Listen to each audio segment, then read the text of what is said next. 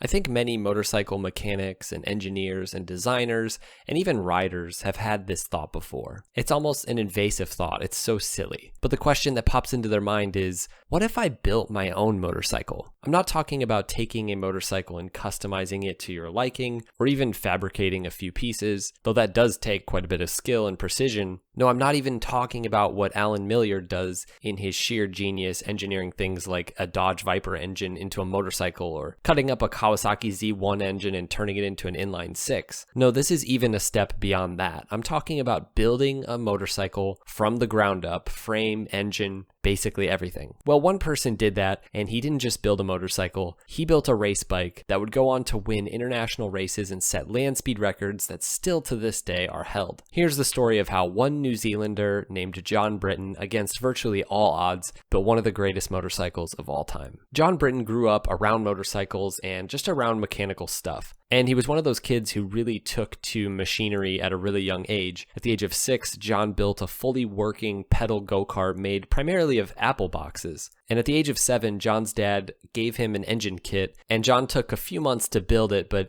he ended up building this really detailed, intricate engine. Now, this is really where it all started for him, as it often does with young kids. Many of you probably grew up tearing into lawnmowers, or just anything with an engine, and that may have started your love for mechanical things. At 11, John saved up enough money to make his go-kart, well, go, with a gas-powered engine. His older sister recalls his obsession with projects like this. He wanted to push everything he built to the absolute limit. It wasn't just machines, he did other crazy things, like John dug a labyrinth of tunnels from his house to his neighbor's property. John and his sisters would build lemonade stands, and they even built a little fair that people would pay to attend. John learned a lot, not only from his father, but also from his grandfather, who built his own house, something that John would end up doing himself. Now, aside from giving his entire biography, which you can read about in this awesome book called Dare to Dream, the John Britten story, just know this: John Britten, growing up, was fearless and tenacious. That's the sense I get, that he was this way his entire life. Now, in terms of motorcycles, John actually started restoring his first motorcycle at the age of 13,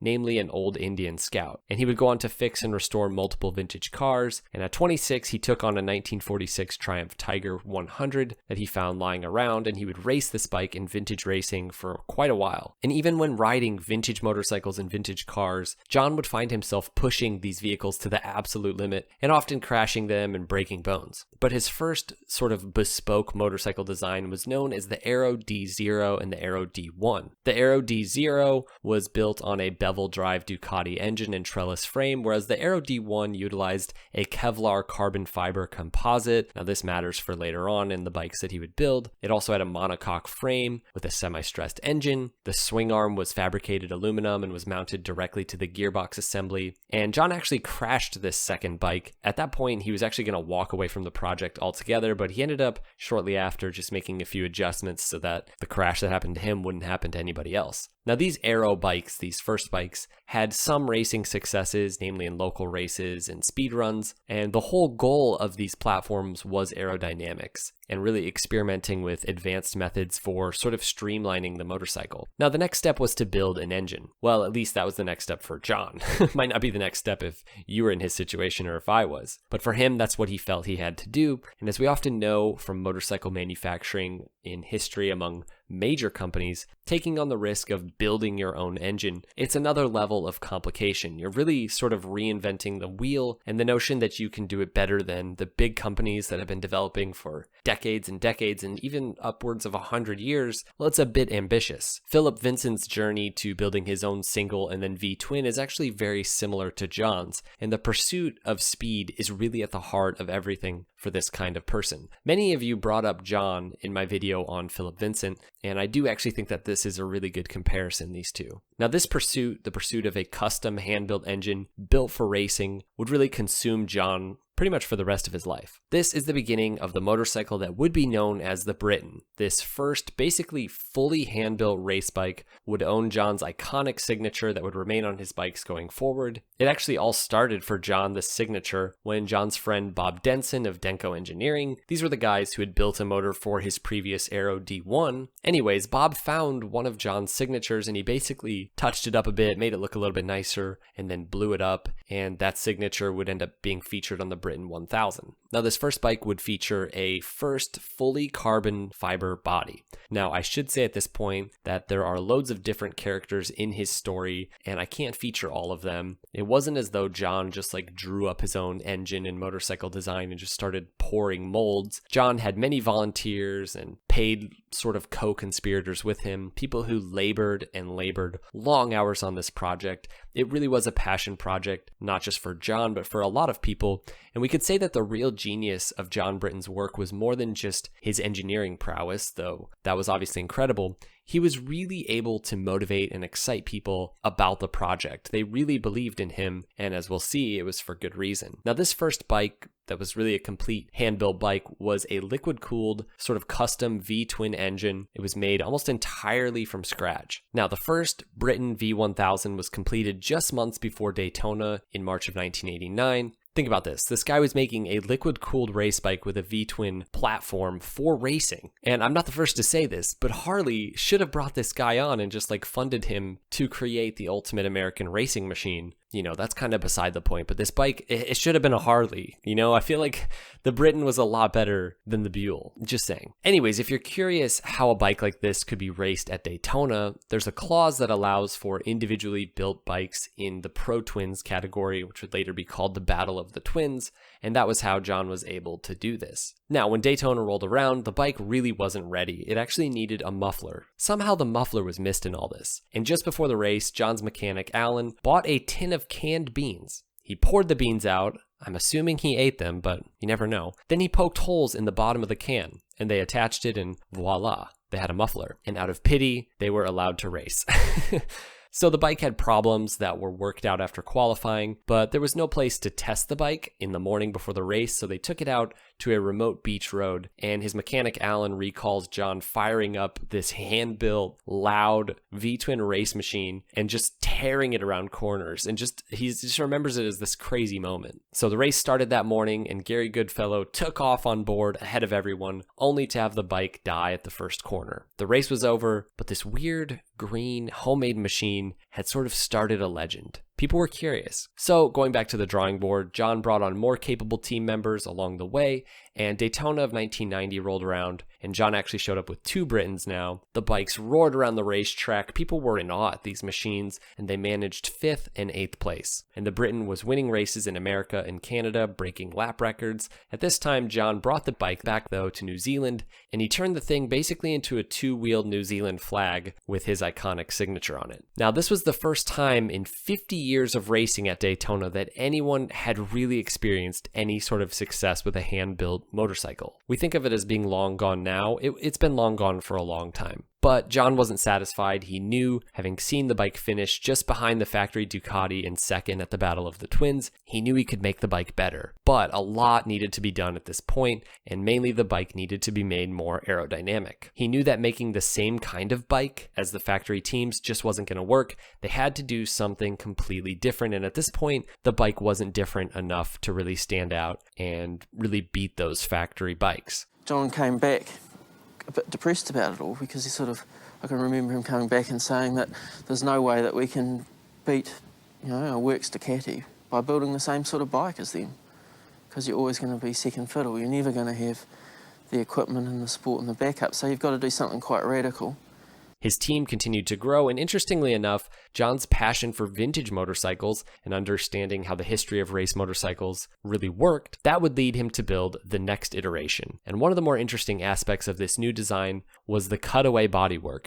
They removed all of the bodywork from the fairing, basically, like the bodywork that was below the fairing. And the reason was simple. They'd tested the incomplete bike, the one without the full fairing, versus the one with the full fairing, and the one without it was faster. Cycle World describes this bike that they started to build as a torpedo atop a knife blade. So the narrow engine and tires creates the knife underneath the rider, enclosed in the flowing body, which is the torpedo. Then you have the spaghetti-like exhaust, and that was actually purposeful. This wasn't just some avant-garde design. It was all tucked away to create more airflow. Plus, there were 4 valve ports where the exhaust came out, so they all had to be lengthened individually to reach the same endpoint specifically, while not having them jut out of the bike itself to create it more aerodynamic. So they're all wrapped and weaved around behind the engine to make it so that the bike stayed aerodynamic. It's pretty genius. The radiator was moved to behind the engine, which meant that they could put the rear shock where the radiator would normally be. This was incredibly innovative,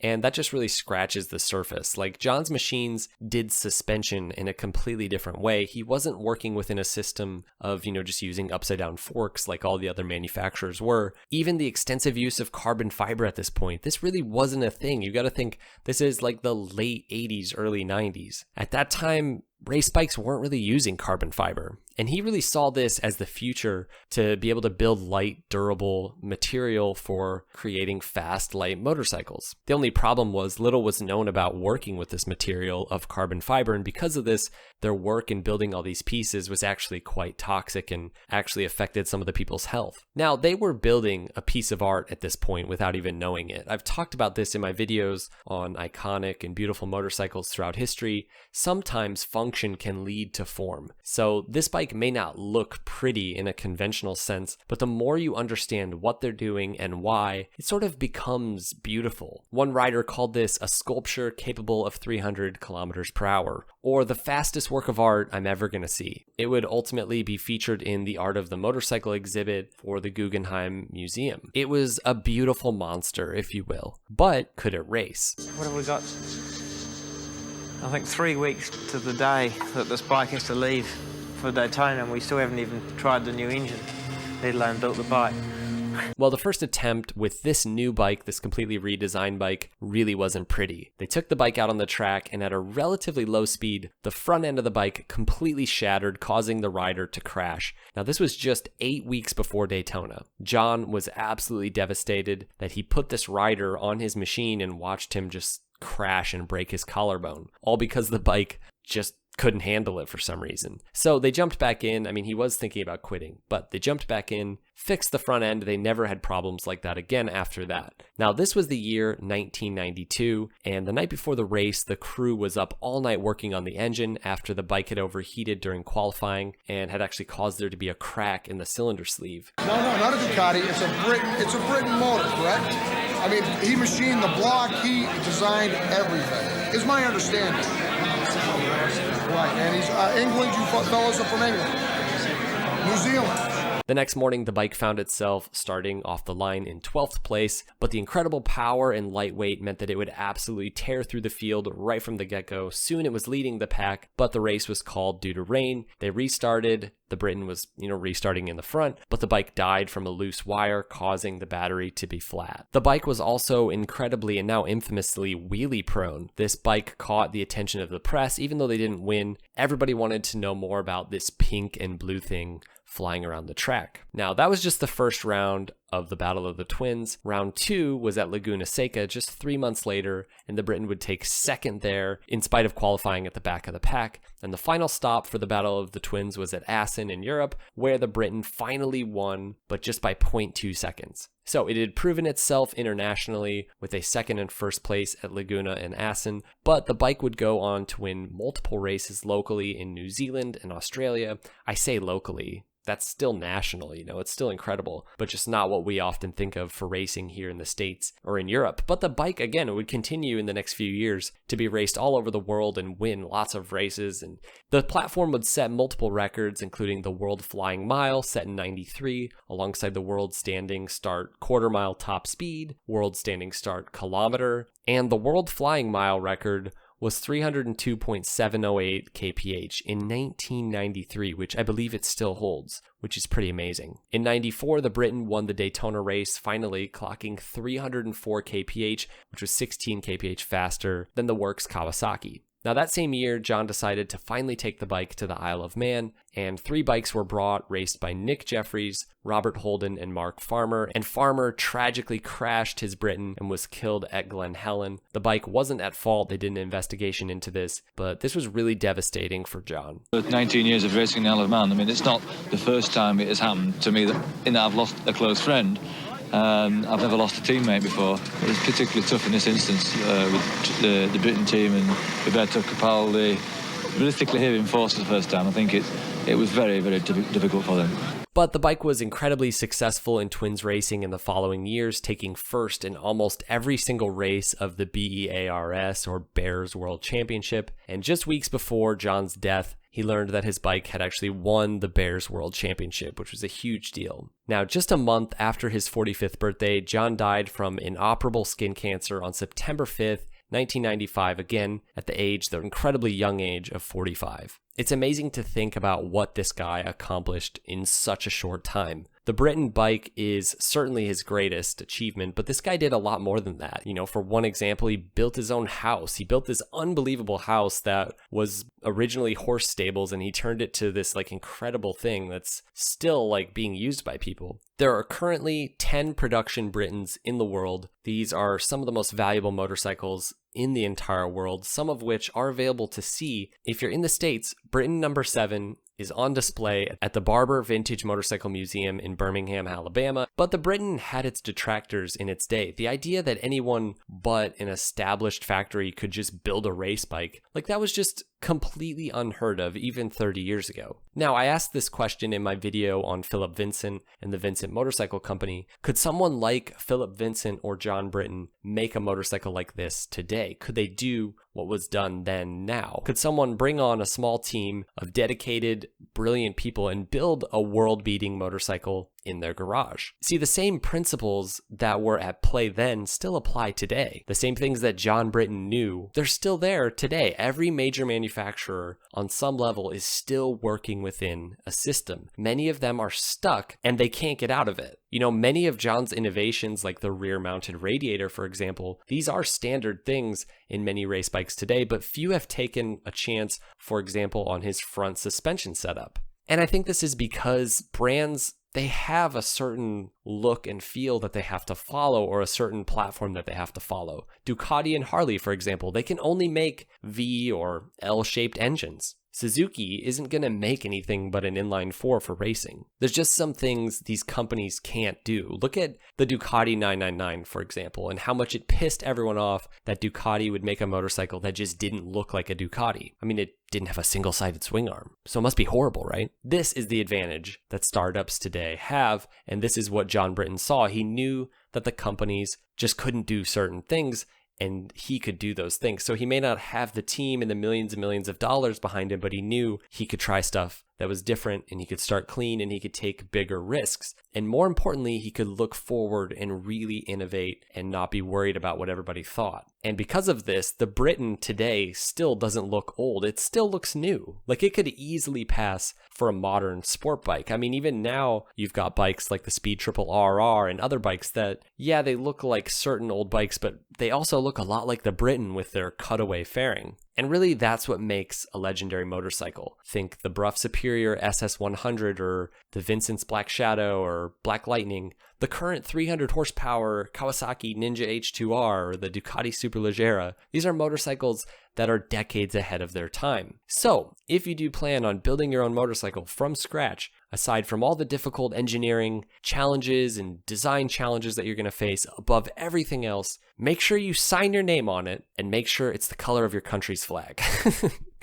Anyways, hope you guys enjoyed this sort of little piece of interesting history, recent history, really, compared to a lot of the things I cover. And I just found this story really inspiring. If you want to learn more, again, I mentioned this book, Dare to Dream, all about John Britten, and there's also a documentary as well, where you guys can learn more details about his life and all the other crazy things he built, like chairs and lamps and glass stuff. Like, he was a real Renaissance man. I think that was the best description I read at one point, was that he was a Renaissance man. And yeah, hope you guys enjoyed. Thanks for watching. Ride safe.